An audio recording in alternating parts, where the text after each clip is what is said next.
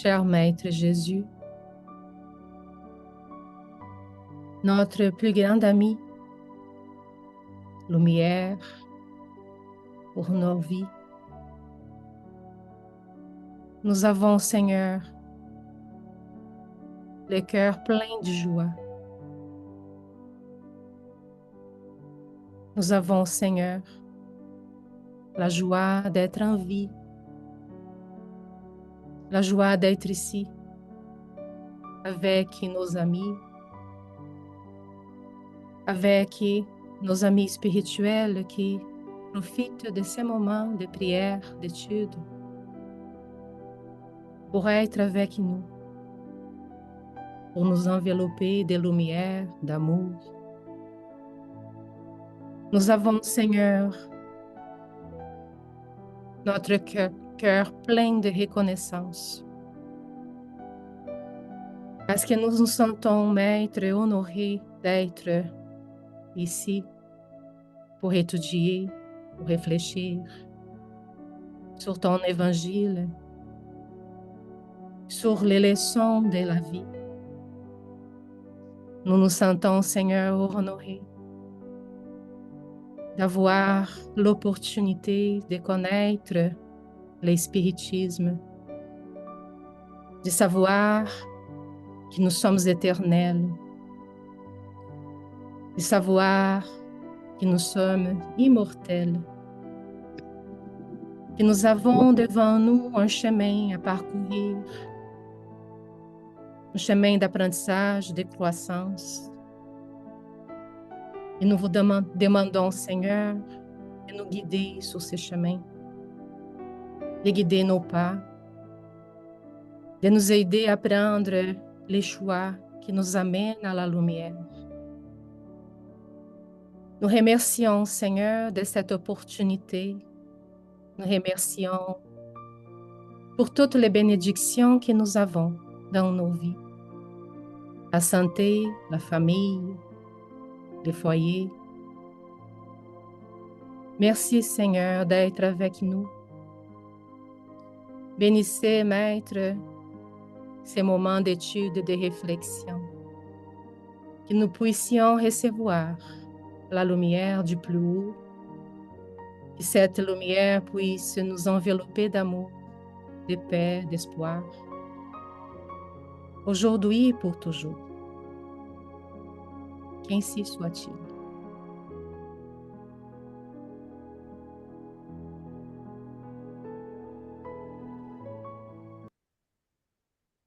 Merci beaucoup. Bonjour tout le monde. Merci de votre présence. Je partage ici les textes. C'est bon? Oui. Jusqu'à ici. Oui. Parfait. Est-ce que Christophe pourrait lire pour nous les textes aujourd'hui, s'il vous plaît? Oui. Donc, le thème alerte. Frères, restons dans la paix de notre Seigneur Jésus. L'aiguillon des épreuves nécessaires blesse le monde. L'avancée de l'intelligence moderne ressemble davantage à un sarcasme rude, imposant à la civilisation des humiliations et des calamités de toutes sortes. L'homme, en effet, a multiplié les pouvoirs de la machine qui résout divers problèmes dans la lutte matérielle. Mais il subit le mépris de cette avancée, car l'immense progrès industriel qui marque l'expérience actuelle accentue la misérabilité de l'esprit, précipitant ainsi la course vers les désastres et les crises de toutes sortes. En constatant cela, nous n'avons pas le goût de manier la pioche du défaitisme, ni sommes-nous des prophètes du pessimisme ou de la décadence. Nous comprenons la souffrance individuelle et collective comme une imposition naturelle et juste à laquelle il nous est impossible d'échapper, tout comme, dans l'existence commune, personne n'échappe au service de nettoyage s'il souhaite évoluer ou se persévérer. préserver, pardon. Il n'y a pas de tempête sans bienfait, tout comme il n'existe pas de nuit sans aube. Nous souhaitons simplement commencer avec nos frères de foi la nécessité d'une assimilation plus large de l'Évangile dans nos activités. Le titre de spiritiste aujourd'hui équivaut à celui de chrétien revivifié, impliquant l'obligation inéluctable d'aider le monde. Et nous tous, qui avons déjà reçu par la grâce du Seigneur la connaissance de la justice divine à travers la réincarnation et la certitude de l'immortalité de l'âme, formons, au nom du Maître, une vaste équipe de serviteurs ayant le devoir d'aider l'humanité qui se débat dans le chaos. Cependant, pour que nous soyons investis du pouvoir que cette mission nous confère, il est indispensable non seulement de prêcher l'Évangile, mais aussi de l'incarner en nous-mêmes, afin que notre vie parle plus fort que nos paroles.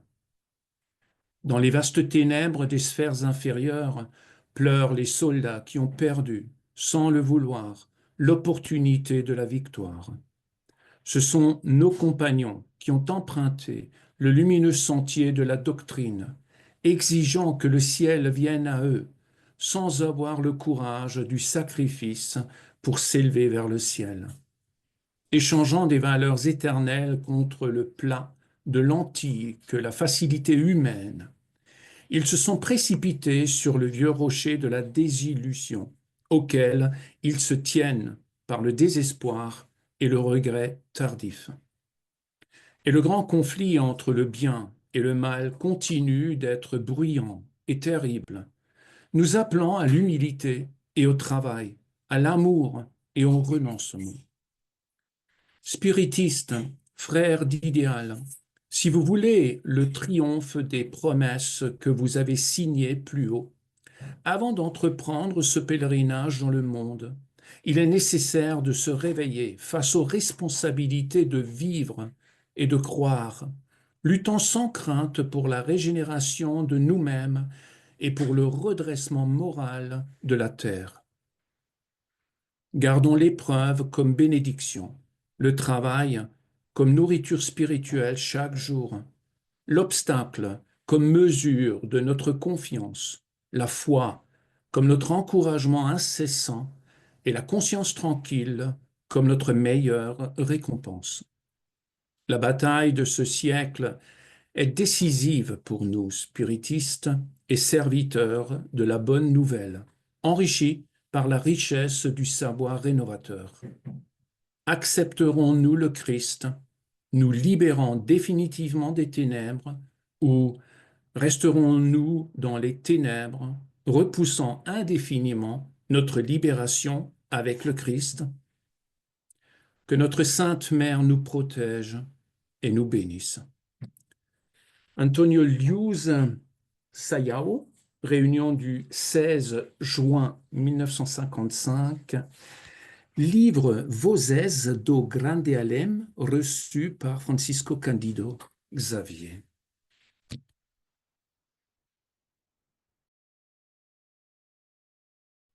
Merci beaucoup, Christophe. Merci, Giovanna. Comment? Nous avons dans les textes de Saillant, Louis Saillant, ce sont des messages qui s'y trouvent dans les livres Les voix de l'au-delà. On n'a pas la traduction en français. Vozes do Grande Além. Et c'est un merveilleux livre avec des messages des esprits qui sont majoritairement des pionniers. Si je ne me trompe pas, Louis Saillant a été parmi les premiers au Brésil à se convertir au spiritisme en 1878. à une époque qui n'a pas été, c'était pas facile d'être spirit dans un pays majoritairement catholique où l'Église impérait vraiment avec une force très considérable. Mais il habitait à Rio et avec d'autres frères, ils ont commencé tout un mouvement qui va attirer des gens comme Bezerra de Menezes et d'autres. Et ces messages nous placent, je dirais, ça nous appelle à une prise de conscience majeure. Nous, j'ai vu dans ces messages comme un portrait de la situation un peu à l'extérieur de nous. Comme toujours, ces esprits ont comme une lucidité, une vision qui est de longue portée. Ils voient comme les choses, comme s'ils prévoyaient ce qui viendrait plus tard. Il est écrit là en 55. On est 10 ans après la fin de la Deuxième Guerre mondiale, mais ils savent on avait encore beaucoup de chemin à faire. Dans cette même période, Emmanuel a écrit des messages qu'il disait, mais on parle de paix, mais on est toujours en train de bâtir des armes.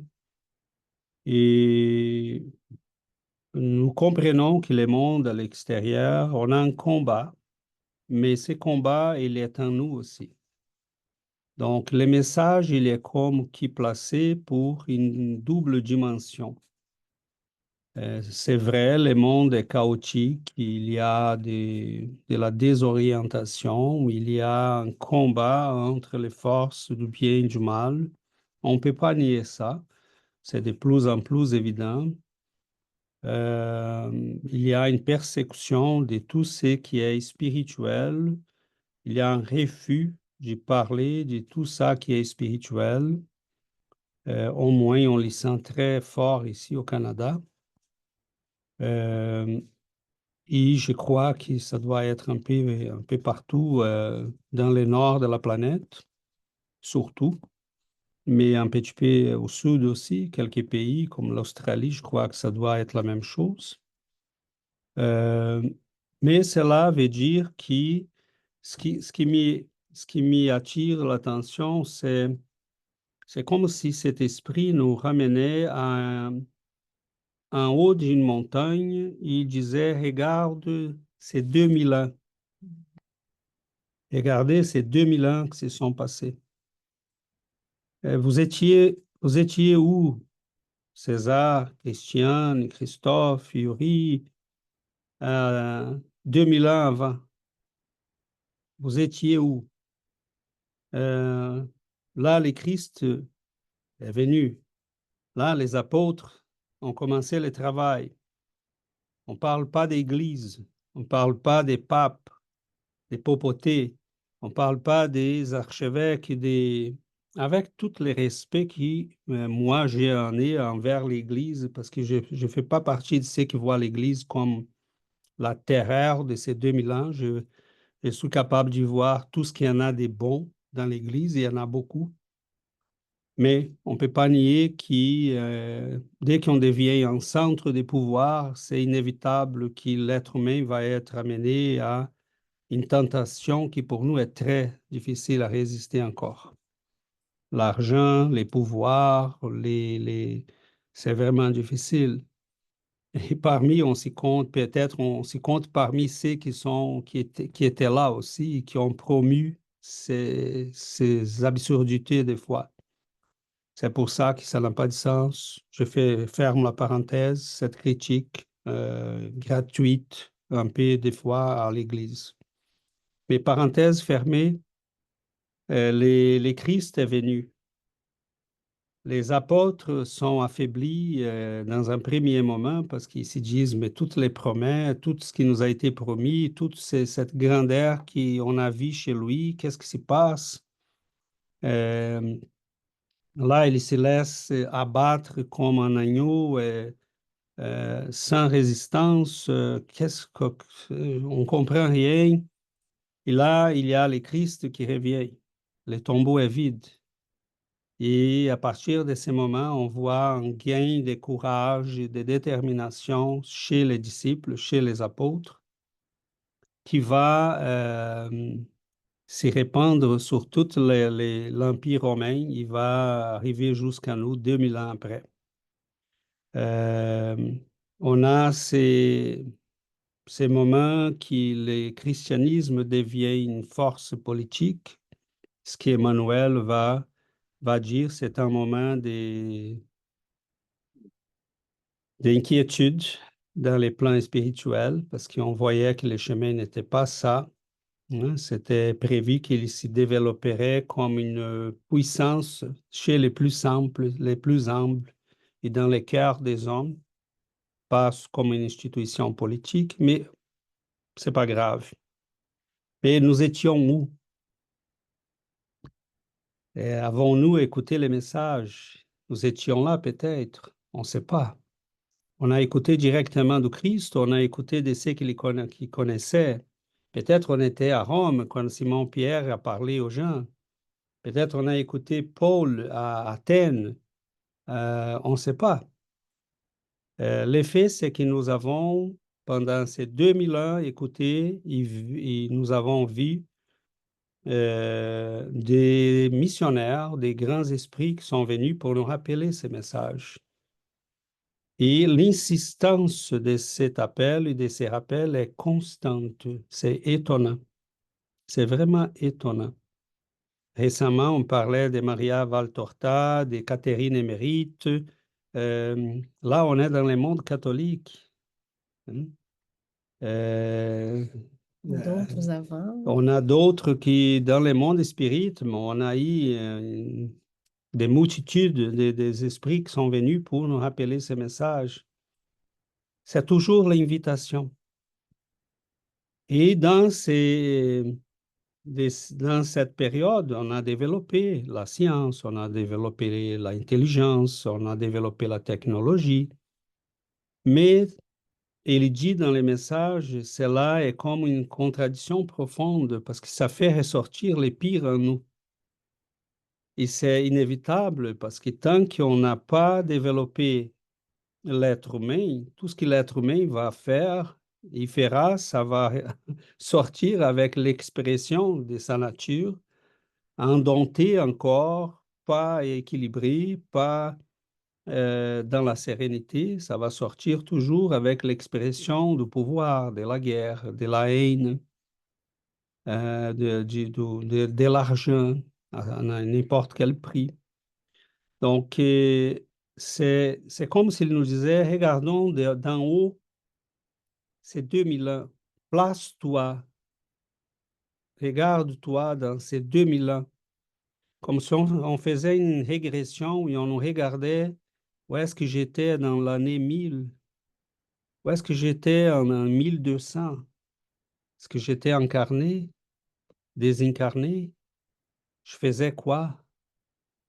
Et on verra que cette invitation, c'est pour qu'on se dise, mais finalement, les seigneurs nous envoient des esprits qui se sont répandus pour l'Europe du 19e siècle comme une vraie invasion. Si on lit les journaux de l'époque, on verra que ça a été comme une invasion. Tout le monde parlait de ça, ça sortait dans les journaux, on faisait des blagues, on faisait des réunions. Et de tout ça est sorti une connaissance qui nous ramène à la perception claire, nette de l'immortalité, la connaissance précise et de la réincarnation, l'ouverture et la compréhension de la communication avec nos frères et sœurs qui ont laissé la vie physique, la compréhension que l'univers est réglé par un système de lois et de logiques inébranlables, qui on a des frères et sœurs dans toutes les multitudes de l'univers, Donc, ça ça a élargi l'ampleur de notre famille à une dimension qui, euh, c'est immense. Et cette semaine, je voyais là les objets volants non identifiés sur les bases américaines en Angleterre et ils refusent d'en parler. Est-ce qu'ils sont amicaux? Est-ce qu'ils sont des gens qui veulent notre bien ou notre mal? On ne sait pas. Parce que s'ils sont comme nous, ils ont fait des choix aussi entre les biens et les mal. Et on verra peut-être bientôt. Mais la famille va s'élargir. Et la question est, 2000 ans après, où est-ce que je me trouve? Qu'est-ce que j'ai fait de moi-même? Combien de fois j'ai écouté les messages, j'ai là échappé. Euh, il parle que ces siècles décisifs pour nous. C'est pas pour nous faire peur, c'est pour dire, mais 2000 ans avant, si tu étais à Jérusalem, ou si tu as écouté le Christ, ou si tu étais à Rome, ou à Éphèse, quand Paul et Jean habitaient là, parce que le message s'était répandu. Elle est venue jusqu'à... à- on a des récits qui racontent, je ne sais pas comment on dit le nom en français, c'est Tomé en portugais, mais je sais que c'est pas ça, Thomas Thomas. peut-être, en français. Il est allé jusqu'en Inde.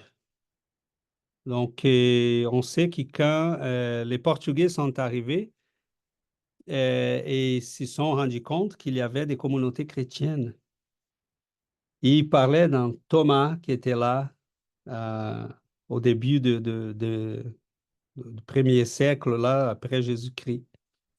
Donc, le message s'était répandu.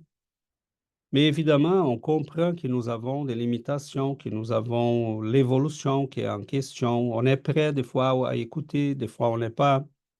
C'est certain que plusieurs d'entre nous, nous avons été déjà dans l'Église, ça c'est évident.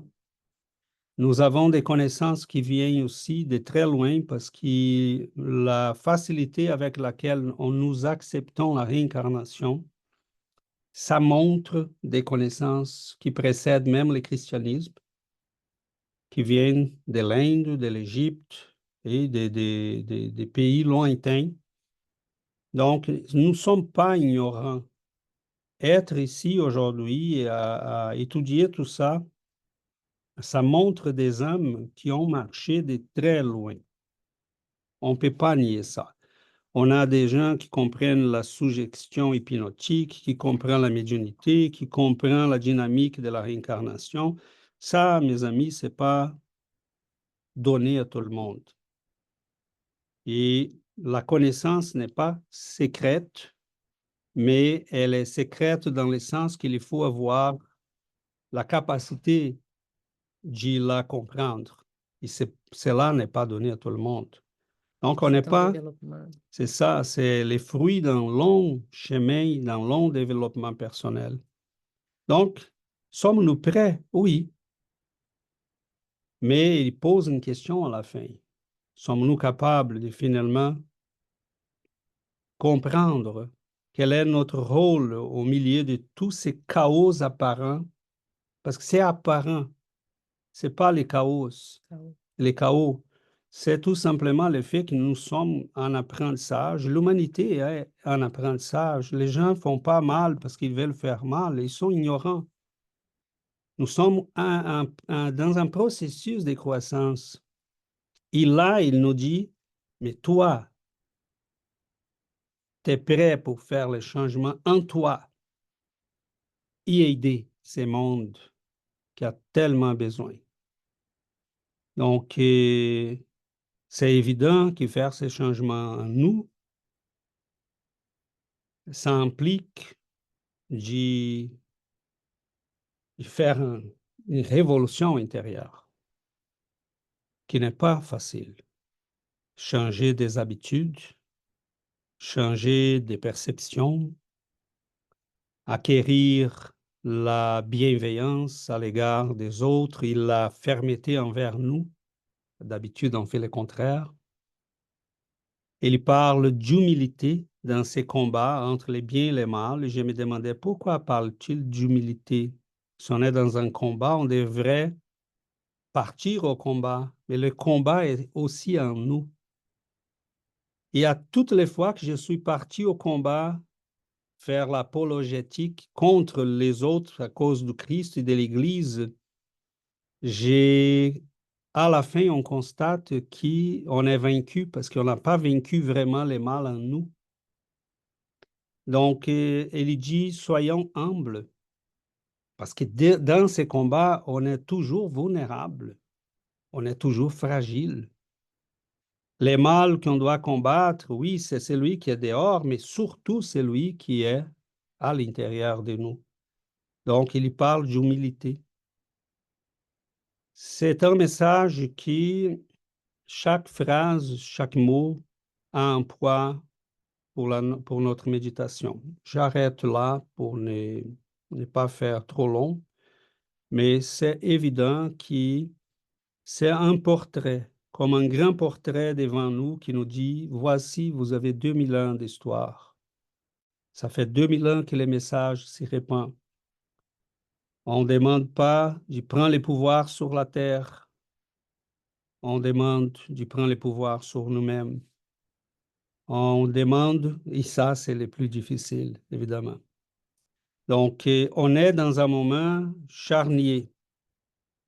Parce que les choix qu'on fera ici vont faciliter notre montée, notre illumination, notre libération des attachements inférieurs, ou vont nous coller encore. Et nous avons maintenant une deuxième couche de ces messages. Parce que là, la clarté est limpide, parfaite. Hein, la connaissance que le spiritisme nous apporte, et qui n'est pas seulement le spiritisme, hein, on voit un peu se répandre partout cette connaissance, parce qu'il y a l'universel. Nous avons la chance de connaître le spiritisme parce qu'il fait déjà une synthèse de tout ça. Les gens qui sont en train d'étudier la réincarnation n'ont pas compris la médiumnité. Les gens qui sont en train d'étudier la médiumnité n'ont pas compris la dimension de la communication des esprits liée à la réincarnation, liée à l'immortalité de l'homme, liée au karma. Tout est déconnecté. Dans le spiritisme, tout ça est connecté. Donc, là, cette deuxième couche de connaissances facilite énormément notre chemin, mais ajoute une couche de responsabilité aussi. Voilà, je vous ouvre la parole pour qu'on puisse en réfléchir et partager davantage. Yuri? Alors, ce mot que tu viens de dire à la fin, c'est une des choses qui a attiré mon attention dans les textes, hein, quand il parle de responsabilité. Je pensais comme, tu sais, cette responsabilité liée au titre d'être spirit. Parce que lorsque nous nous appelons spirit, comme le texte est dirigé aux spirites, vous spirit, et cette titre, si nous nous donnons ce titre, ça veut dire qu'il y a une responsabilité accrue pour vivre, hein, pour exemplifier les exemples de Christ, les enseignements de Christ, d'aider les autres.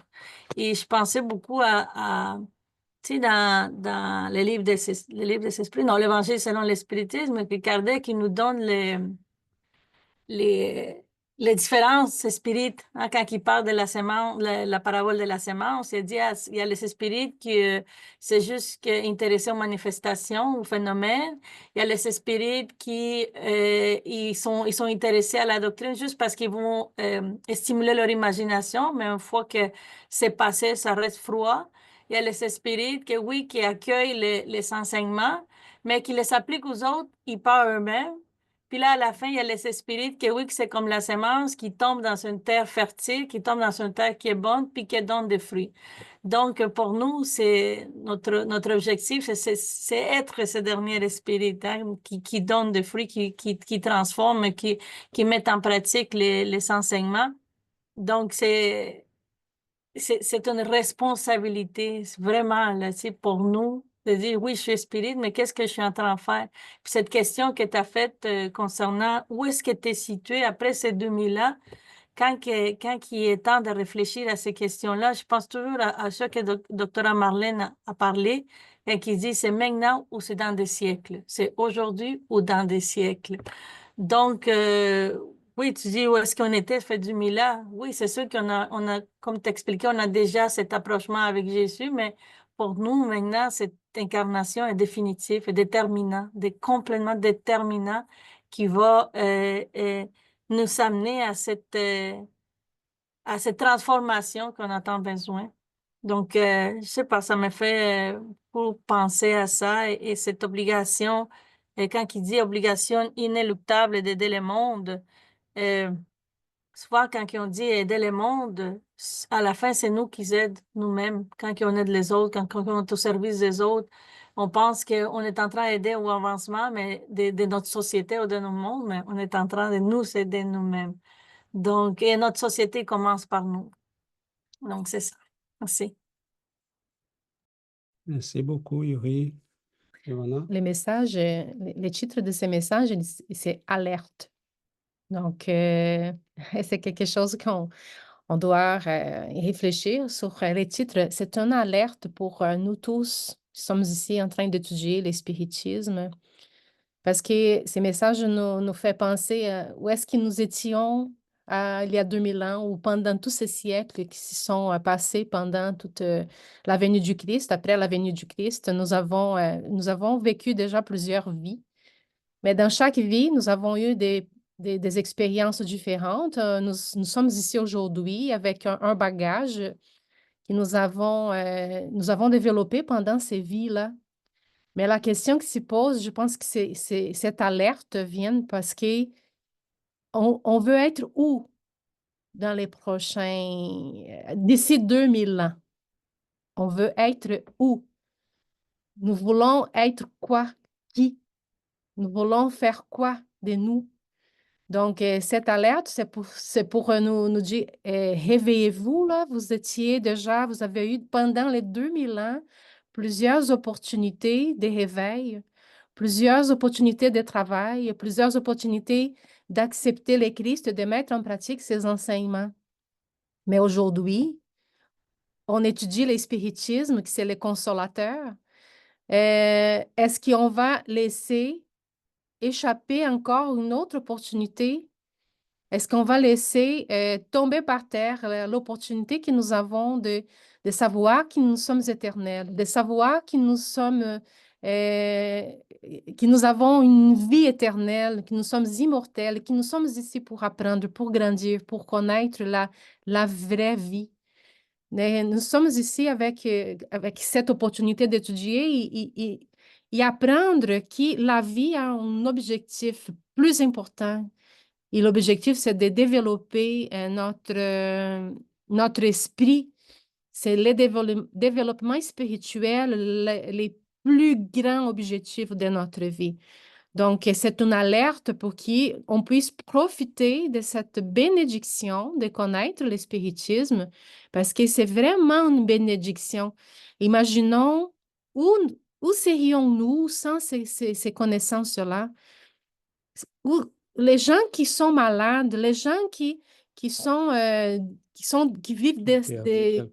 qui ont perdu quelqu'un, qui souffrent et qui n'ont pas les connaissances pour comprendre pourquoi la souffrance, pourquoi les obstacles, les luttes de chaque jour. Ces gens souffrent, mais nous, on peut souffrir, mais on sait pourquoi. On comprend les raisons de la vie, on comprend les raisons de la souffrance. Donc, la connaissance spirituelle, c'est la plus grande richesse que nous avons dans cette vie. C'est la plus grande richesse. Et nous devons en profiter. Parce qu'on ne sait pas où est-ce qu'ils nous serons-nous où dans la prochaine vie, dans quelles conditions de vie, dans quelle famille, dans quel pays, dans quelle communauté. Peut-être qu'on n'aura pas l'opportunité d'étudier encore le spiritisme. Donc, je vois cette alerte comme un message pour nous réveiller, pour qu'on puisse profiter des connaissances que nous avons et de profiter de chaque jour, qui c'est une bénédiction, pour avancer, pour faire grandir les connaissances, pour mettre en pratique ces connaissances-là. Donc, quand il dit profiter des épreuves, parce que les épreuves sont des bénédictions. Profiter du travail, parce que les travails sont les nourritures spirituelles chaque jour. Profiter des obstacles, parce que les obstacles mesurent notre confiance. Développer la foi, parce que la foi, c'est l'encouragement incessant. Et la conscience tranquille. Là, je trouve merveilleux ça, parce que la conscience tranquille, c'est notre meilleure récompense. Avoir la conscience tranquille, c'est la meilleure récompense. Parce qu'il dit dans le texte des gens qui ont vécu l'expérience de connaître le spiritisme, qui n'ont pas profité de ça, qui sont dans la souffrance dans le monde spirituel, parce que c'est les regrets, c'est la déception envers eux-mêmes, de ne pas avoir profité de l'opportunité du travail, de mettre en pratique l'évangile. Donc, il dit, j'ai trouvé très fort là, parce qu'ils n'ont pas le courage d'aller chercher le ciel. Il exige que le ciel vienne à eux. Donc, il faut, mes amis, avoir le courage d'aller chercher le ciel, de mettre en pratique ce que nous avons dans notre vie aujourd'hui comme connaissance, parce que c'est vraiment la plus grande richesse que nous avons. Merci, Johanna. Dominique. Oui, bonjour à tous. Pour nous tous à l'étude ici, entrevoir le sort que nous réserve la vie dans l'au-delà, c'est vraiment une aubaine pour faire tomber ce voile sur la matière qui est sur notre esprit, n'est-ce pas? On sait faire maintenant la différence entre le spiritualisme et le matérialisme. Aussi, étudier et comprendre les enseignements de Jésus est pour nous un phare, une lumière essentielle. Et nous savons aussi que le matérialisme est encore plus présent en ce siècle à travers la technologie et que c'est le principal obstacle au spiritualisme. Mais lorsque vous êtes face à un frère qui est matérialisme jusqu'au bout des ongles, comme on dit dans l'expression, et qui se moque de vous ou qui n'est pas prêt à accepter que la vie existe après la vie, qu'est-ce qu'il nous reste à faire? Sinon de l'écouter, essayer de lui parler, de lui glisser un mot, mais de prier pour lui. Et effectivement, comme Giovanna a dit, lors de la désincarnation, la désillusion sera terrible. Et le texte nous parle de ce fameux rocher de la désillusion. Mais qu'est-ce que nous pouvons faire en tant que spirit face à un frère qui ne pense qu'à s'acheter le nouveau Q5 de Audi ou la nouvelle Mercedes, ou bien à remplir les comptes et qu'il s'en fiche de nos paroles? Eh bien, nous ne sommes pas prêts face à une personne comme ça. Personnellement, il me manque certains outils. Je ne peux pas lui parler de Jésus parce qu'il va se mettre à se moquer. Si je lui parle de la réincarnation, il me dit, quelles sont les preuves? Lui parlant de ces preuves de la réincarnation, il va dire, bon, sans plus, tu détiens la vérité. Je dis non, ce n'est pas l'exclusivité. Le spiritisme ne l'a pas. Alors, ça m'a fait penser au texte que nous avons étudié hier avec Christiane à la Pézac, qui parlait des oublis qui sont nécessaires, les oublis du passé. Et en fait, ils sont reliés. César nous parle au début, il y a 2000 ans certainement, nous étions dans les arènes à faire comme ça pour les premiers chrétiens. Nous avons certainement évolué. Nous ne savons pas tous ces oublis. Nous sommes passés en fait par les différentes phase de l'évolution. Nous étions certainement catholiques ou un prêtre ou une nonne quelque part. Mais c'est nécessaire à nous, avant d'arriver au spiritisme dans cette existence, d'avoir eu toutes ces phases de l'évolution. Giovanna, je suis d'accord avec toi. Profiter de l'enseignement de Jésus mis en lumière par le spiritisme, c'est un cadeau. Mais je ne suis pas prêt à tout comprendre encore dans le spiritisme, dans les mécanismes de la médiumnité. Je reste très humble, mais aussi très ignare, parce qu'il y a des choses que je ne comprends pas, certains mots qui sont difficiles, ou d'imaginer le mécanisme aussi, c'est difficile, ou certains préceptes de Jésus, je ne suis pas encore mature pour le mettre en pratique. C'est trop difficile face à moi, tomber sur 4-5 frères qui m'écoutent et d'un seul coup se mettent à rire. C'est difficile d'accepter ceci, on en convient. Par contre, si dans une vie prochaine, pour développer l'amour de nos frères par l'islam, eh bien, j'accepterai l'oubli justement de ce passé spirit que j'ai dans cette existence pour travailler la tolérance encore à un degré beaucoup plus supérieur ou une science. Voilà. Donc, ce que je voulais dire, c'est que, alerte, oui, ce texte est fort et puissant, mais il ne faut surtout pas culpabiliser en tant que spirit de ne pas pouvoir faire autant que le texte le donne. Je suis persuadé que chacun de nous, en se désincarnant, on va voir justement ce film de la vie à chaque étape de notre vie sur Terre que l'on a à présent. On verra. L'alerte sera, ah, là, j'aurais pu faire le bien. Ah, là, j'ai mal fait. Je ferai mieux. Voilà. C'est pour dire que, eh bien, qu'on ne rentre pas dans cette culpabilité, mais qu'on fasse le maximum, effectivement, grâce à cette lumière du spiritisme. Et puis, profiter de cette connaissance, oui, mais on ne pourra pas tout acquérir dans une seule existence. Par contre, j'ai une certitude, c'est que nous étudions dans chacun, tous les samedis ensemble, nous nous sommes vus dans des vies passées, peut-être en tant que catholiques, ou dans un monastère, ou bien en tant que bouddhistes, tous ensemble, et nous nous retrouvons en tant que spirites pour justement travailler ceci. C'est formidable. Ça, vraiment, c'est le cadeau. Et ce texte, il est très bien. Merci, les amis. Merci beaucoup, Dominique. Christiane? Oui, merci Dominique. Tu sais, c'est pas très grave que tes amis, enfin tes collègues, je ne sais pas, ne te comprennent pas. C'est pas important. Le seul point de repère qu'il faut avoir, c'est est-ce que Dieu me comprend? Dieu te comprend. Ne te fais pas de soucis pour les autres. Tu as semé la bonne parole. Après, laisse-la germer. Dieu s'en occupe. Ce n'est plus ton problème. Bon, pour en revenir à ce que je voulais dire, moi, je suis en train de lire un livre qui s'appelle Libération. Je l'ai presque terminé. Dans ce livre-là, Gubbio, qui est un être très élevé, doit descendre dans les enfers où il a affaire à des êtres terribles, terriblement méchants.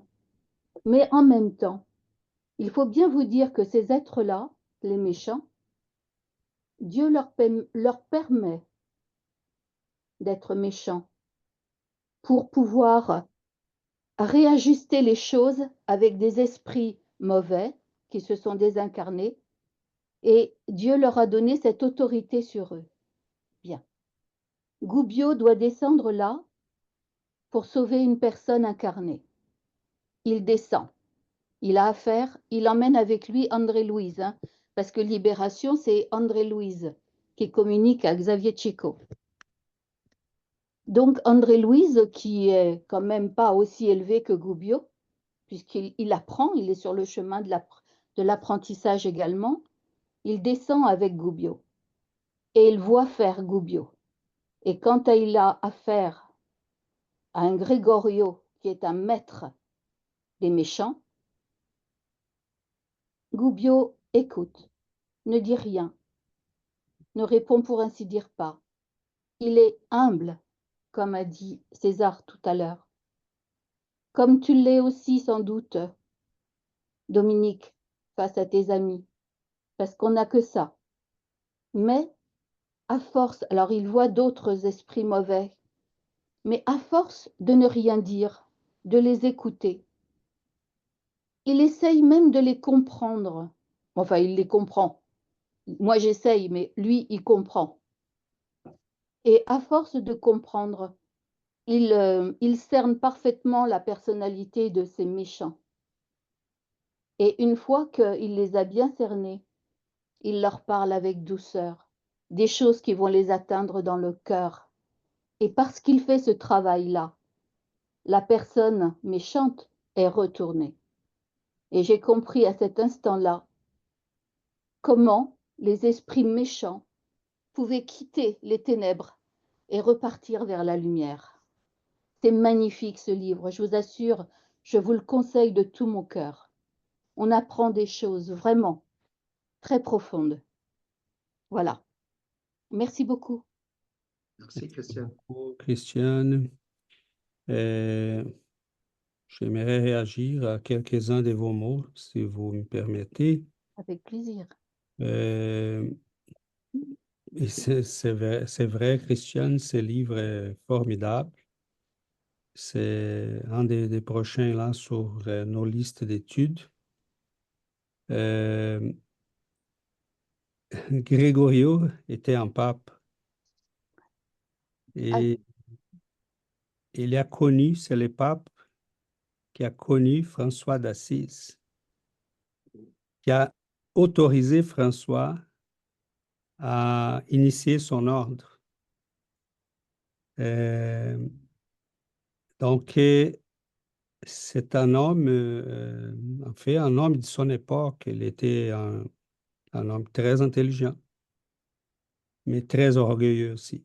Et qui croyait fermement qu'être pape lui donnerait accès au paradis, même après toutes les choses mauvaises qu'on fait sur terre. Donc, là, je reviens à ce que Dominique disait. Personne ne nous demande quoi que ce soit, Dominique. On ne doit pas être très dur envers nous-mêmes, ni non plus envers les autres. C'est cette compréhension profonde exactement que le spiritisme nous donne de la réincarnation et de l'évolution de chacun, qui nous permet d'avoir une compréhension assez large de la réalité de chacun. Mon accent il est mis sur les besoins que nous avons, comme Giovanna disait, l'alerte qu'il nous donne. C'est pour que nous puissions en profiter de cette période de notre réincarnation qui va passer vite, pour solidifier des acquis qui vont garantir notre avenir, pour incorporer en nous, vraiment incorporer en nous le maximum qu'on est capable. Il ne nous demande pas de devenir des saints, des êtres de lumière du jour au lendemain. Nous savons que notre chemin est très long, Dominique. C'est cette humilité-là aussi qui nous amène à ne pas nier aux autres ces moments de parole, mais aussi à ne pas perdre trop de temps. Parce que moi, je n'essaye jamais de convaincre personne. Si c'est possible d'en parler, on en parle. Si ce n'est pas possible, j'en passe. Nous sommes disponibles pour aider, mais je ne peux pas aller battre quelqu'un pour qu'il me laisse l'aider. Ce n'est pas logique. Donc, si les gens te posent des questions et tu sens que la question a en soi déjà l'intention de te faire parler pour rire après, Mais là, il faut que toi commences à se réveiller. Là, il faut que tu dises, oh, mes amis, votre question est bonne, mais je vous réponds d'ici 5 incarnations. Là, vous allez être prêts pour m'écouter. Bye bye. C'est fini. On n'est pas, le Seigneur ne nous a pas donné la charge de convertir le monde, de changer. La seule chose que ces messages nous disent, c'est toi, tu peux faire quelque chose pour toi-même. C'est tout. Et là, en faisant ça, t'aides déjà les autres. Tu deviens une source pour les autres. Moi, je travaille aussi avec des gens qui, pour eux, c'est impensable même réfléchir à ça. Oh non, non, non, non, je ne vais pas parler. Présentement, je travaille avec 2 personnes qui sont prêtes à écouter, mais pas beaucoup. Mais sont prêtes quand même à des échanges. Et sont contentes de les avoir. Et moi, j'ai un ami catholique qui travaille dans le même centre d'éducation. Ce matin, il m'a écrit, César, j'ai parlé à... Et là, il nomme la personne. Elle pense comme nous. Elle pense comme nous. Donc, j'ai dit, oh, surprise, parce que là, on découvre plusieurs. Moi, je lui communiqué déjà des gens avec qui j'ai parlé. J'ai dit, hey, tu sais que la personne-là, elle est ouverte à ses perceptions. Moi, je suis spirit, elle est catholique, mais on parle de spiritualité. On parle de regarder la vie avec les regards plus larges, de s'y méfier un peu de tout ce qu'on voit dans les médias. Donc, doucement, doucement, parce que les gens ne sont pas prêts à... On a un processus qui est en cours qui est un peu plus méchant que celui qu'on avait à l'époque du Christ.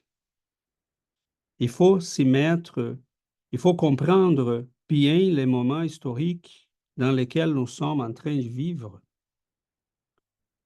On a beaucoup de facilités.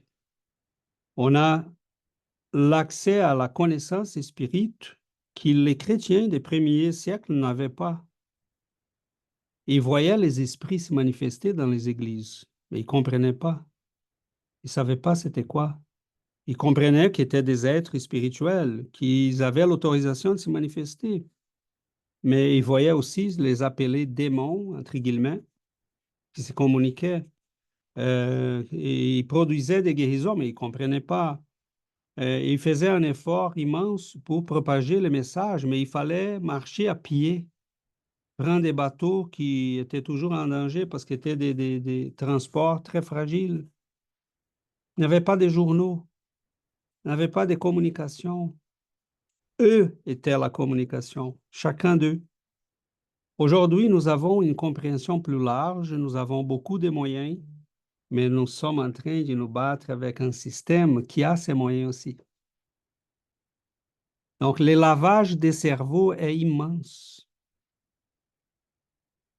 Quand on regarde les films Matrix, c'est exactement celui-là. On est dans un réseau des gens qui dorment et qui sont convaincus Qu'ils ont raison. qu'ils ont raison. Donc, c'est simple comme ça, mais c'est terrible comme ça. Donc, nos efforts sont louables. Et en face des connaissances que nous avons, nous est demandé un peu plus, parce que nous avons aussi plus d'éléments. Où sont les preuves de la réincarnation? Mais tu es disponible pour lire les livres que je vais te recommander. Il faut toujours que tu retournes la question. Il ne faut pas être dans la défensive. Il faut dire, mais je peux t'indiquer les livres, je peux t'en sortir demain, là, une liste. Ah, tu ne te rappelles pas, tu m'écriras. Tu écriras à n'importe qui du groupe pour demander de l'aide. Mais on va te sortir là 15 minimum. Mais es-tu disponible pour lire les livres que je vais te passer ou tu veux faire des blagues avec des choses qui sont sérieuses? Donc, tu perds ton temps dans la mesure de ce qui est raisonnable. Mais moi, il y a des gens qui m'ont dit, eh, mais est-ce que tu peux? Non, non, je ne peux pas, tu n'es pas préparé. Ça, c'est la psychologie reverse. Là, quand tu les Tu n'es pas en refuses, ils vont te condition. chercher. Tu n'es pas en condition d'écouter ça encore. Laissons ça à 3 incarnations. Plus tard, je t'en parlerai. Ok? Donc, ça nous est demandé, dit, moi, qu'est-ce que je vais faire? Moi, je vais me mettre à genoux devant ces connaissances et la grandeur de ces esprits de lumière et d'amour et dire, mais apprends-moi à devenir quelqu'un de mieux. Parce que j'ai beaucoup à apprendre encore. Les côtés intellectuels, ben, je peux me débrouiller un petit peu. Mais pour les restants, j'ai besoin d'aide. Et nous avons besoin d'aide. Parce que c'est immense la tâche. C'est pour ça qu'il dit, soyons humbles devant la grandeur de la tâche à faire. Ce que le Christ est en train de nous dire, c'est sortez-vous de la matrix, sortez de l'illusion, sortez de la prison. Est-ce que vous remarquez que vous êtes en prison? Hein? Parce que ça commence par là. On voit des êtres devant nous qui ont des ailes, sont capables de quitter la poussière de ce monde. Ils flottent autour de nous à ce moment-ci. Ils sont là. Ils flottent autour de nous. Mais ils n'ont pas les chaînes que nous avons. Et ces chaînes sont psychiques. C'est notre attachement à l'orgueil, à l'égoïsme, au plaisir de ce monde, à ces choses qu'on trouvait belles, merveilleuses, pour lesquelles on s'y battait et on s'était battu pendant des siècles. Mais que finalement, à un moment donné, on dit, ah, on les haït. Mais ce sont des chaînes dorées. Et là, on regarde, on a des chaînes partout. Donc, c'est un travail, mais c'est beau. Au moins, on est conscient. Je voulais juste relire ici une phrase qui vient à la rencontre de ce que César vient de dire. Pour que nous soyons investis du pouvoir que cette mission nous confère, il est indispensable non seulement de prêcher l'Évangile, mais aussi de l'incarner en nous-mêmes, afin que notre vie parle plus fort que nos paroles. Nous sommes invités à donner de l'exemple, à vivre une vie qui montre aux autres que cette connaissance fait toute la différence. Donc, il faut, à partir de nos actes, montrer que nous sommes heureux et nous avons la lumière se développe en nous. Et les gens sont capables de voir que la lumière se développe en nous si on est toujours de bonne humeur, si on est toujours heureux, si on est capable de sourire tout le temps. Là, dans mon travail, je suis connue comme la souriante. Là, Giovanna, tu es toujours souriante. J'ai eu des messages pour mon anniversaire. Garde ton sourire. Donc, quand on montre aux autres qu'on est heureux et qu'on est bien, c'est ça le plus beau message. Parce que ces messages-là nous rendent heureux. Donc, nos actes, nos vies parlent plus que nos paroles. Donc, c'est ça qui est important. Parce que c'est très difficile de convaincre les autres parce que tout le monde a ses convictions. Tout le monde a ses convictions et les gens sont sûrs et certains qu'ils pensent correctement. Donc, c'est très difficile de convaincre. J'ai une amie, je vous ai parlé la semaine passée, elle a eu un diagnostic d'une maladie grave et elle croit rien. Mais je lui ai dit, je vais prier pour toi. Elle m'a répondu, je sais. Donc, cette semaine, elle nous a écrit en disant qu'elle a fait confiance à l'équipe soignante de l'hôpital, aux médecins. Elle parle jamais de Dieu. Elle ne parle jamais de la spiritualité. Elle ne croit à rien. C'est triste, mais elle sait que je crois. Si à un moment donné, elle veut que j'en parle, elle va m'inviter, mais je ne peux pas forcer la porte. Malheureusement, je ne peux pas forcer la porte. Je ne peux pas lui dire de toutes mes convictions parce qu'elle ne m'a pas ouvert sa porte. Donc, Possibilité. cette possibilité, je ne peux pas affronter, je ne peux pas aller plus loin. C'est triste, c'est malheureux pour elle et pour sa famille. Ces filles ont vécu des détresses l'année passée terribles. Elles étaient en dépression. Donc, je pense à toute la famille, mais ils n'ont aucune croyance. Donc, c'est terrible pour eux, mais ils savent mon amie, elle sait en quoi je Chercher. crois, pourra me chercher, mais elle sait que je prie pour elle. Donc, c'est ça on peut faire. On ne peut pas convaincre parce elle a ses convictions qui sont très fortes. Mais à un moment donné, peut-être que la souffrance va lui faire ouvrir un peu les yeux et les oreilles pour entendre d'autres choses. Et avant de passer à Christophe, merci immensement, Giovanna. Peut-être, Dominique, ces amis qui aujourd'hui font des blagues, demain, sont ceux qui vont venir. Écoute, Dominique, tu parlais de ces choses-là. Donc, garde ton sang-froid, garde ta tranquillité. Et toi, je n'ai pas de doute, toi, tu es en train de vivre et d'être un exemple pour eux. Donc, des fois, faire des blagues et nous demander d'en parler, c'est pour ne pas admettre que on veut t'écouter, mais on ne peut pas dire ça parce les gens vont rire de nous aussi. Donc, même tolérer ça, c'est un exemple merveilleux que tu donnes parce que tu dis, mais c'est correct, je vous laisse là vos limitations et je vous aide dans la mesure du possible. Donc, continue tout simplement. Christophe? Oui, chers amis, je voulais juste dire en bref, je pense que la réforme personnelle, la réforme intime est la chose la plus importante. Je pense que nous devons prendre en compte et ce sur quoi enfin, moi personnellement, que je pense pour moi que je dois faire en premier lieu, c'est de travailler sur moi en premier lieu, et puis voilà, et d'accepter aussi, et de me dire quelquefois aussi, comme tu disais, César, il y a 2000 ans, je ne sais pas qui j'étais, et peut-être que quelqu'un m'a dit quelque chose de très important et qui m'aurait peut-être sauvé de je ne sais trop quoi, mais en fait, je suis sûr, je ne l'ai pas écouté, et il fallait que je fasse mon chemin, quoi, et puis voilà. Et puis je me dis quelquefois aussi que euh, je connais des personnes, ce sont par exemple des témoins de Jéhovah, et ils se disent, c'est pas possible quand même que tu puisses pas comprendre ce que j'essaye de te faire comprendre.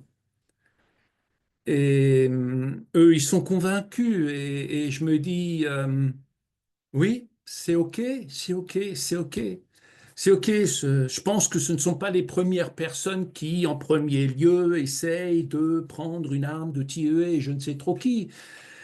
C'est leur chemin et ils ont le droit d'être persuadés de cela aussi. Et j'ai un collègue, enfin, il est mormon, il est tout aussi convaincu de ce que lui-même, on lui a appris et il le croit par lui dire. Et OK, c'est respectable. Terminé, il faut le respecter, je pense. Et il faut accepter aussi que quelqu'un dise... Là, j'ai rencontré aussi des personnes qui, donc, par exemple, sont dans l'accompagnement de fin de vie et ils sont persuadés qu'il n'y a plus rien après la vie. C'est étonnant, hein, pour un spirit, hein. Ils sont étonnants. Ils sont étonnants. Ah, il n'y a plus rien. Il n'y a plus rien. Quand c'est fini, c'est fini. OK. Mais ils ont un énorme bon cœur et ils accompagnent d'autres personnes, mais c'est à leur manière et ils sont là, ils écoutent. Moi, je dis, OK, c'est merveilleux, ils font beaucoup de bien pour d'autres personnes, mais ils rejettent le fait que la vie après la vie existe. Euh, c'est à accepter, c'est tout. Je pense que nous devons, enfin, je me dis à moi-même que je dois aussi apprendre à accepter, même si je suis persuadé, et je sais pourquoi je suis persuadé, pas seulement par oui dire, mais aussi par expérience, parce que je le vis, et ainsi de suite. Il faut que j'accepte que quelqu'un me rit au nez et me dit, t'es pas net. Et je dis, mon Dieu, je t'aime quand même. Voilà, je suis merveilleux. Enfin, je veux dire, c'est merveilleux ce que tu dis. Voilà, ok, c'est bien. Je t'aime comme tu es. Et c'est tout. Accepter. Je suis pas là pour persuader qui que ce soit. Je suis là pour aimer les autres, mais pas pour les faire changer d'avis ou je ne sais pas. Et si je peux leur apporter quelque chose par rapport à ma réforme intérieure et par rapport à tout ce que je peux apprendre aussi au travers de la doctrine spirit, qui est une énorme vérité. Si je peux leur apporter quelque chose, je le fais avec amour et puis voilà, c'est tout, qu'ils en fassent ce qu'ils en veulent. C'est pas important. C'est pas important. C'est incarner l'amour autant que possible, le partager autant que possible. Je m'en fous ce qu'en fait l'autre. Pardon, c'est un peu brut, mais voilà, mais c'est ça en fait. Voilà, merci beaucoup, cher ami. Merci beaucoup, Christophe. Merci énormément. Jonathan? Oui, bonjour. Je pense que pour revenir un peu à ce que Giovanna disait avec son ami qui se remet au docteur, je pense que c'est extraordinaire pour moi d'être dans ce groupe en français, qui est ma langue maternelle, je maîtrise l'anglais, mais c'est une langue que je saisis mieux. Quand je lis des livres, j'essaie de les lire en français si possible, parce que je maîtrise la langue, je comprends mieux. Je pense que c'est extraordinaire le chemin qui m'a conduit à ce groupe. Et je déjà dit que j'ai essayé beaucoup de choses et après des années et des années, c'est où je suis. Je pense que c'est difficile pour les gens de voir que le chemin à travers la forêt, il y a une ouverture, mais que ça va prendre beaucoup de travail. Et pour revenir à Dominique, même chose pour moi, je peux pas parler aux gens de mon développement spirituel puisqu'ils se moquent de moi, ils pensent que c'est une perte de temps. La méditation, c'est une perte de temps, la prière, c'est une perte de temps, c'est ce qu'ils ont appris. Et donc, ma seule arme, c'est d'apprendre plus.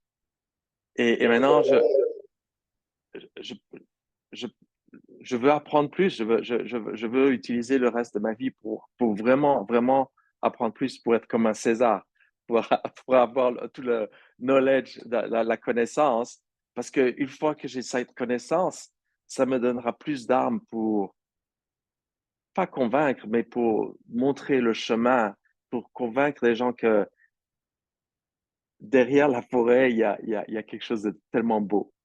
Mais les gens non, il peut pas. Je pouvais pas. Le seul moyen de pouvoir le voir, c'est de se remettre, d'être croyant. Quand je dis croyant, c'est de croire qu'il y a quelque chose et de ne pas être illusionné par les religions et j'ai remis moi-même mon destin en Dieu. Je sais que fais partie de ça et je sais que il va m'amener à la sortie du bois. Mais c'est difficile de dire aux gens de faire la même chose. Les gens veulent s'en remettre au docteur, à la science ou quoi que ce soit, je pense. Merci beaucoup, Jonathan. En fait, sommes nous autres qui avons le privilège d'être avec toi et de t'avoir avec nous, Tout le monde. avec le chemin que tu fais de croissance, d'apprentissage.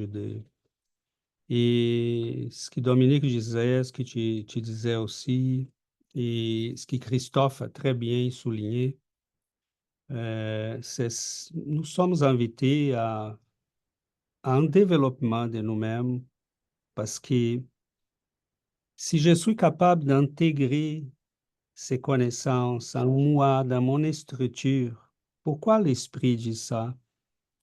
C'est pas pour nous dire, il faut être spirit, hein, sinon tu vas pas au ciel. C'est pas ça. Et on n'est pas dans cette logique-là. C'est pour dire, si tu es capable d'intégrer ça, tout ce qu'on intègre fait partie de nous pour toujours. Dès que je suis capable d'intégrer la bienveillance à l'égard des autres, c'est gagné pour toujours. Dès que je suis capable d'aimer les prochains, un jour on va l'être, c'est gagné pour toujours. Ce travail est fait. Il est facile et plus favorable de le faire quand j'ai les éléments de compréhension pour ça. Donc, c'est ça l'invitation. Et en faisant ça, ce développement personnel dont parlait Christophe, en faisant ça, je deviens naturellement une source pour les autres. Les moments qui seront prêts, mais on va être là. Comme les bienfaiteurs sont là pour nous. Exactement. Il y a des bienfaiteurs qui attendent, ça fait 500 ans qu'on se réveille. Personnellement, je peux parler de mon expérience personnelle. Et j'ai des esprits qui sont là aujourd'hui dans les réunions médiumniques, j'ai déjà parlé, je les connais depuis 500 ans minimum. Mais ils sont des bienfaiteurs. Moi, je suis ici. Et est-ce qu'il y a eu un moment qu'ils m'ont agressé ou qu'ils ont dit, non, je le vois pleurer, certainement pleurer de temps en temps, parce qu'ils disent, ben, finalement, mais j'ai dit, mais est-ce que je suis vraiment sur les chemins? Parce que là, on commence à être plus humble. Avant, on s'y croyait dans la certitude, comme les gens aujourd'hui. Les gens qui voyaient Saint Vincent de Paul en France disaient, étrange ce messieurs-là, hein? Il prend tout l'argent qu'on lui donne pour les pauvres. Parce qu'il y avait des curés qui faisaient autrement. Il donne tout aux pauvres. Et tous les riches lui donnent de l'argent, ils ramènent tout ça aux pauvres. Donc, moi, je faisais partie de ceux qui les regardaient et disaient, il est fou, ce monsieur-là. Hein? Mais les fous étaient moi. Donc, nous sommes invités à faire la transformation en nous-mêmes, le plus vite qu'on est capable. Pourquoi? Pas pour aller au ciel, pour faire face à ces 1000 ans qui sont devant nous, qu'on va réincarner, mais si on a acquis, c'est acquis. Je ferai d'autres choses la prochaine incarnation, pas revenir sur les mêmes bancs d'école que je suis présentement. C'est ça, Et en faisant ça, je peux aider peut-être les collègues qui est à côté, l'ami au travail, la personne de notre famille. Hein, parce que tant qu'on commence à aimer les gens, à comprendre, ben, on commence à patienter aussi. Donc, c'est ça. Et on avait Dominique et après Christophe.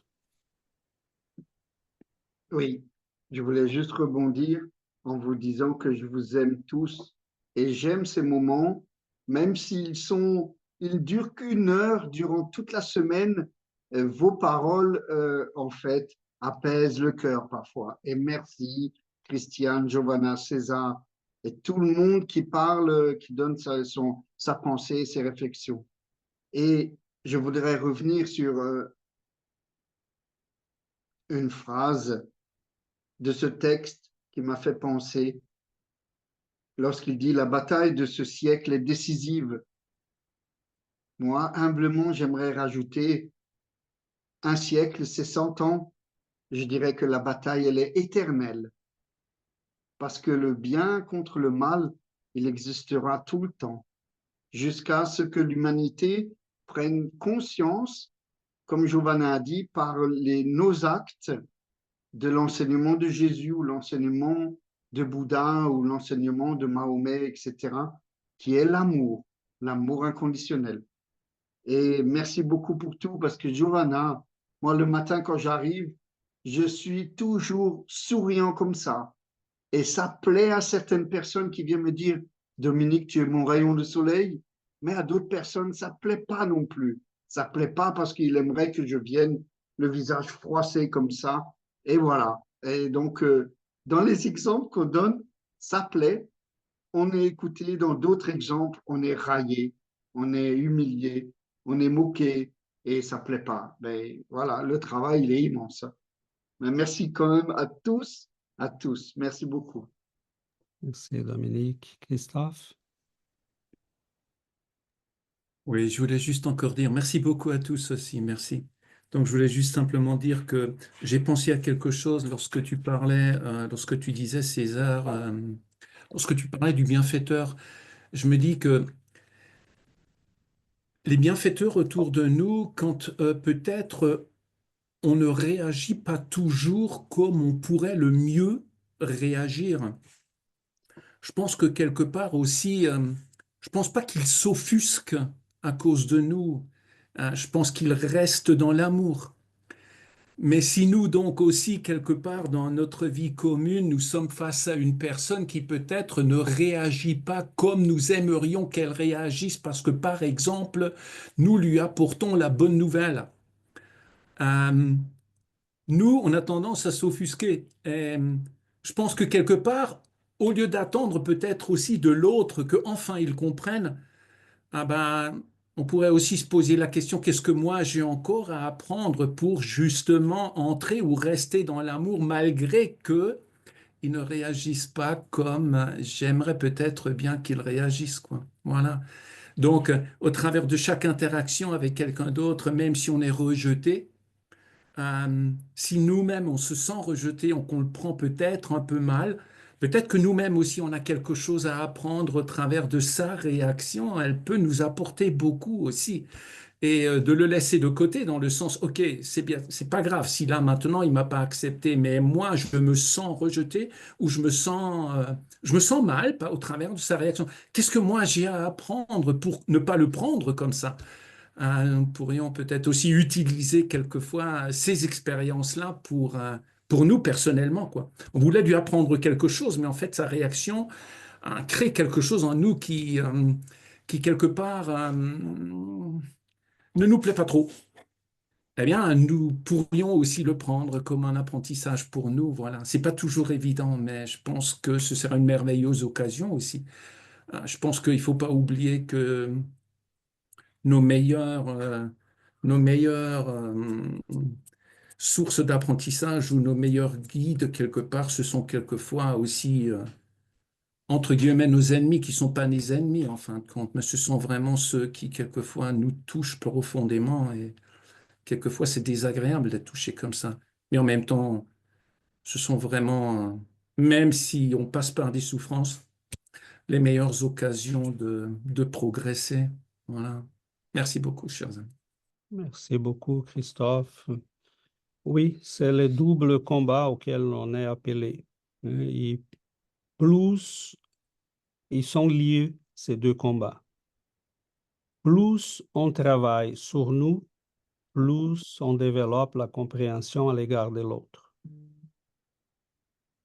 Et c'est là, il y a un côté qui n'a peut-être aucun lien avec ça, parce que les mots bonne nouvelle que Christophe a utilisés, c'est que vraiment on voulait communiquer des fois la bonne nouvelle. Est-ce que tu as compris qu'il y en a là quelque chose comme cet ami à Giovanna? Cela pourrait te libérer de tellement de souffrances, d'amertume, de douleur, mais c'est pas grave. On est prêt si la personne veut. Sinon, on prie, on comprend, on utilise la bienveillance, l'amour, la compréhension. Mais plus on travaille sur nous, plus on... Et en comprenant qu'en travaillant sur nous, on comprend que c'est difficile. Hein, mais le temps est fini. Rapidement, cette semaine, j'ai parlé à une personne à mon travail. Je dis, je travaille avec des jeunes qui ont beaucoup de troubles.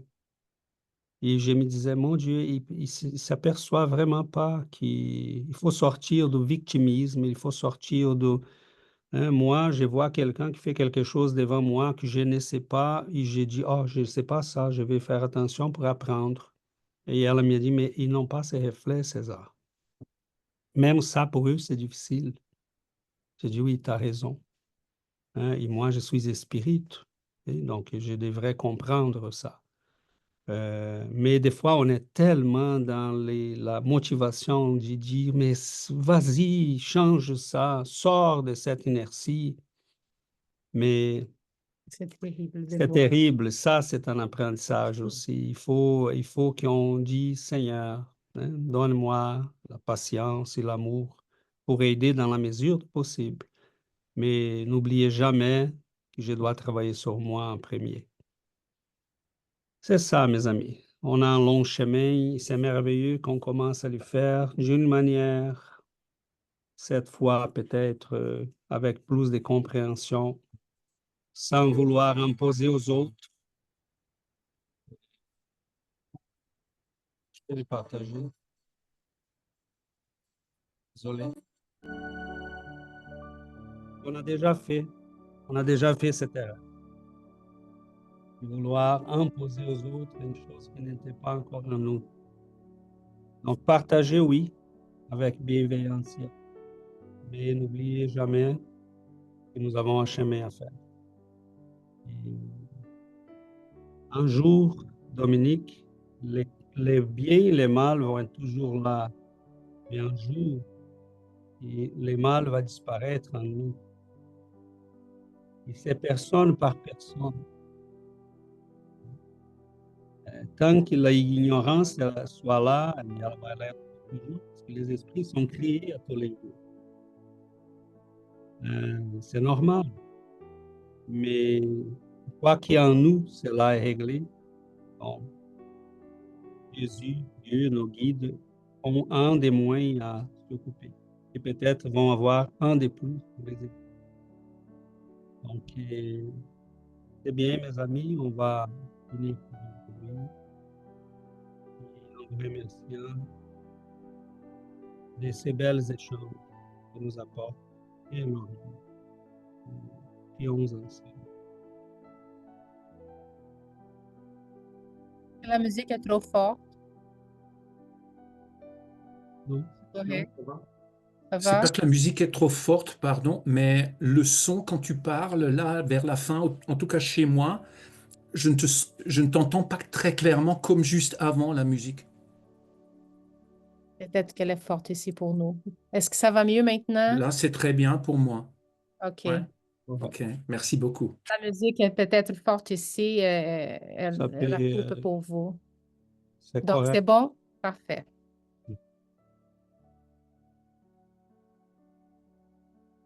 Chers amis, amis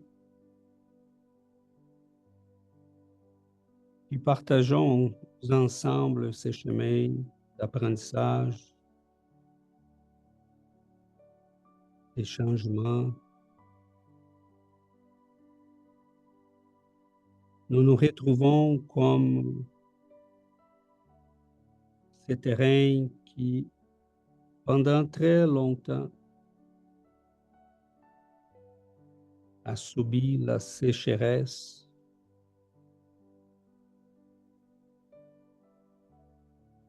qui ne croyait plus à la possibilité de retrouver la vie,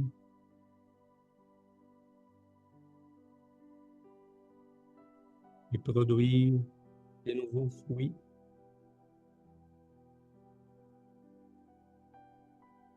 Et la pluie de l'amour,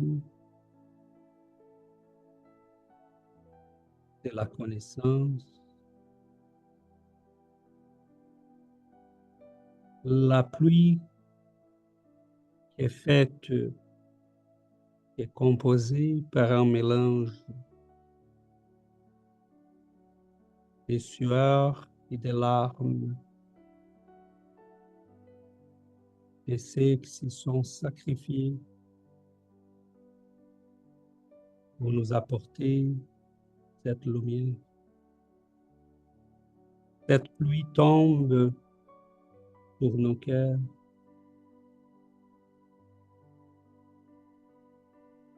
Et doucement, On voit les terrains qui étaient apparemment morts et qui reviennent en vie.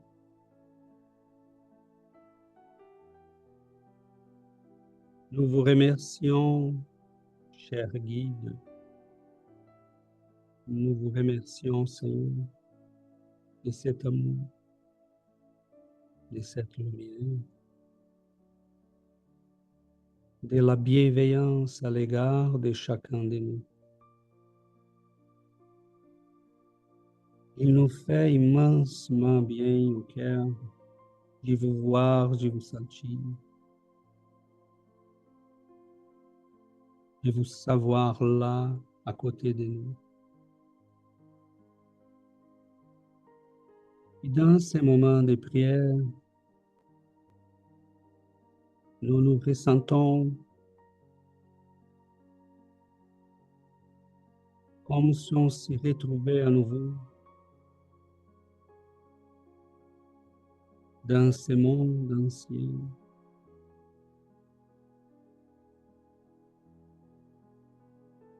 Et quelqu'un nous dit, as-tu entendu parler de ces jeunes rabbins qui parlent au peuple, qui guérit les corps et les âmes? As-tu déjà entendu parler de lui?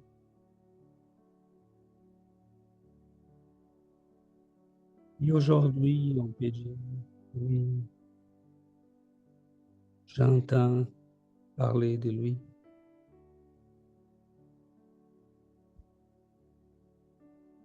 On vous voit, Seigneur, marcher à pieds nus sur ces chemins